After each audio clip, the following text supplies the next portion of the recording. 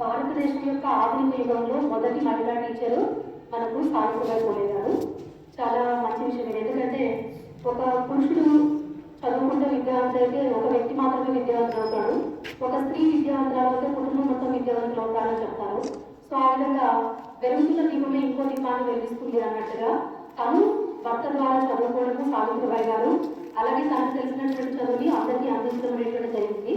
అయితే భారతదేశంలో ఉన్న చరిత్ర చాలా దశలుగా ఉంది. ప్రాచీన చరిత్ర, మధ్యయుగ చరిత్ర, ఆధునిక చరిత్ర అని. ప్రాచీన చరిత్రలో ఉన్న స్త్రీలు చదువుకున్నటువంటి వారు ఉన్నారు. మధ్యలో చాలా వందల సంవత్సరాల పాటు స్త్రీలు వెనుకబడిపోయారు. చాలా సామాజిక దురాచారాలు అనేటువంటివి వచ్చాయి. అలాంటి పీరియడ్లో ఆధునిక యుగంలోనే మళ్ళీ విద్య బాట పట్టి అందరినీ పట్టించడం కోసం కృషి చేసినటువంటి వ్యక్తి సావిత్రిబాయి పూలే. సో మనం ప్రాచీన యుగంలో ఉన్నటువంటి గురువులు కూడా మర్చిపోకూడదు. మైత్రి, గాంధీ, ఆర్యలోపముద్ర, ఈ విధంగా మన ప్రాచీన భారతదేశంలో కూడా టీచర్స్ ఉన్నారు. ఫస్ట్ ఆఫ్ ఆల్ నా అభిప్రాయంలో టీచర్ అంటే ఒక తల్లికి మించినటువంటి టీచర్ లేదు, అవునా? తను వంట తీసినటువంటి పసిపాపకి ఫస్ట్ టీచరు తన తల్లి, తర్వాత తండ్రి. సో కాబట్టి మనం టీచర్స్గా మన పేరెంట్స్ని ముందు గుర్తిద్దాం, తర్వాత స్కూల్కి వచ్చి కాలేజ్కి వచ్చి ఇక్కడ టీచర్స్ని గుర్తిద్దాం.